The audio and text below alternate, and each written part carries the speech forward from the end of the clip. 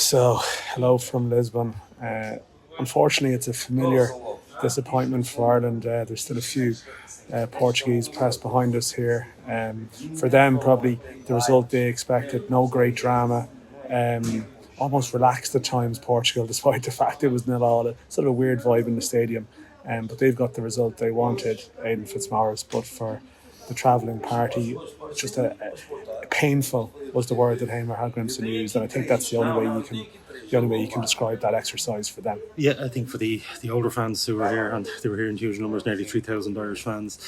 The older ones probably would have seen this an awful lot before. The old, very close to getting the what was it, but they were seen as a moral victory. The close to getting a draw and beaten in injury time. I think the harshness of it would be how soft the goal was. That when Ireland played Portugal the last time, the friendly last year, Ronaldo scored some brilliant goals. They were their creativity. I think they struggled at times to cut Ireland open. They didn't really. Quentin Kelleher probably wasn't as busy as he should have been. So it was nearly there for Ireland. Ireland were never going to win the game. I mean, Costa didn't make a save in the game.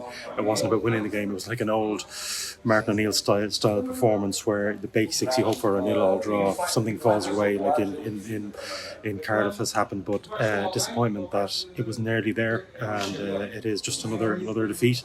And the table looks pretty grim from an Irish point of view.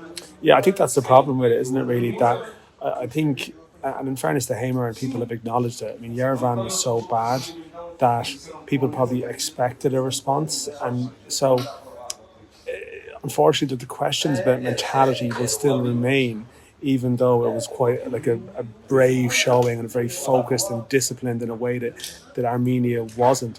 Makes it more frustrating, I think, because if they were as plugged in Armenia, that wouldn't have happened. Now, equally, and in fairness, the manager has acknowledged that the game plan here was quite simple. Armenia was trying to go and win a game, and they ended up getting caught between the two. Here it was just banks of, back five and a four in front and Evans. So, look, maybe it was a simplistic plan, but the problem with that for me is, how do you draw confidence from it for Armenia when it's such a different type of test that's coming? It's going to be a completely different test because you could see the threat that Portugal did have to. They did a couple of tweaks to their team. They made one change at half time, made three on the hour. A little bit of a panic move, I thought, from Martinez, and the mood music would have been completely different. I mean, this night they weren't great. Portugal. I was very, very disappointed, and they didn't.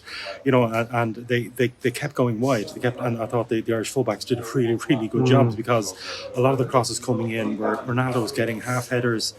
Look back on the saves. If we come out of this game where Kelleher had made 20 really top class saves, and he was finally beaten in the end, but they really weren't punishing. They were half chance. Look, these are brilliant. Vitinha is one of the best midfielders in Europe, and he's taken a shot from 30 yards out that goes wide. Ronaldo, a lot of shots were wide. It was really if I was Portugal, I think if this the other way, if it had finished 0-0, there would have been huge pressure on Martinez and the Portugal team. And I suppose the justice maybe was served in the fact that the penalty was saved. It probably wasn't a justified penalty, but Portugal I don't think deserved it for the players they had. Their aim would have been 2-0, and the positive I would take from this is that Ireland were 0-0 at half time.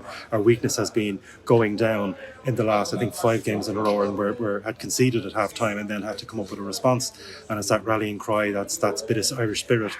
It didn't happen tonight because they were 0-0 at half time. They were quite comfortable. I was watching them walking off. The players there were, I think, Jason Malumbi and Darragh O'Shea seemed to be having quite an animated discussion coming off at half time. Not fighting, but there was more communication, I thought, tonight on the pitch that was lacking. I think people have made the point there was no bollocking in the Yerevan. It was almost a quiet death. This was a bit different. It is, and I do think a lot of that came from Seamus Coleman. I think it was a mistake not to have Seamus in the last time. I think his presence, he showed tonight, he's not there as a cheerleader or just as an honorary captain. He really delivered in the game. He said very, very little minutes for Everton, but I think he just set the standard, and I think standards had dropped across the squad. I think there was a tolerance of defeats, a tolerance of drop standards. Seamus, I think, epitomised that tonight, and I think he offered that. He still offers something as a player, not just as a captain. I think it was an improvement. Communication was better. The attitude was better. There was more. One of the criticism from ex-players like Gary Breen said, and with us over the weekend, the lack of the leadership has been commented on. The lack of communication on the field and reacting to things because we go a goal down. How do you react to that? And the players don't seem to be able to do that. I think Coleman has brought a lot of that to this group. And I think it just proves that he should have been here last month, and he's in this. The campaign now is nearly over. 2 more games next month, but I think Seamus has a lot to offer. Yeah, no, almost as noisy on the pitch as some of our mates behind us here. You'd have to say as they clear out. Just finally, I suppose, what do we expect to see on Tuesday now? I mean, from my perspective, I think Troy Parrott come on. I'd be surprised if he didn't start on Tuesday. The slight fear would be some of the players. I mean, even Seamus Coleman, that's a big effort. Ebeselli and Ogbene made a difference, but Mikey Johnson, could he have done better to close for the cross? I think that'd be a criticism.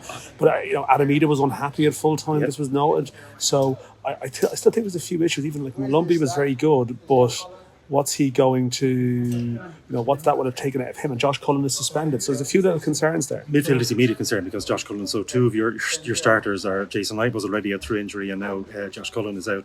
So it's going to have to reshape that midfield. What does he do to reshape that midfield? Does Ogbene, a lot of these players haven't had minutes, that's the other thing. Ogbene has had very little minutes. Does he have, can he go again 90 minutes? Can Coleman?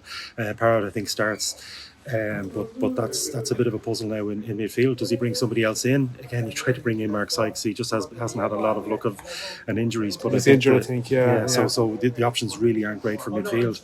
I think to me the attitude, the Ports will be attitude. They went to Armenia with the wrong attitude. They thought the game was won before they'd even played it. I think that has now hit home that they really have a game. This 3 points against Armenia is not a gimme. I didn't see the game against Hungary. They were well in the game. They were beaten 2-0. Armenia will have a lot to offer. They have a lot of. They think they can go to World Cup. They have they feel they have genuine chances of beating us to that playoff place. So it's a test of the medical staff to see, can they do risk Coleman and Ogbene, how little club football they've had, how do you fix that midfield? I think travelling home tonight is a lot for Adamson and staff to go over. Yeah, I did catch a bit of Hungary Armenia game, and Armenia were in it. Fortunately, it cements the view that this group, there was a viable route to a playoff in it. Ireland haven't taken it thus far, but who knows, maybe a win on Tuesday and there can be another twist in the tail. But thanks, Ado, for joining me here in Lisbon. We'll be back with more coverage across the weekend and into next week ahead of the game with Armenia.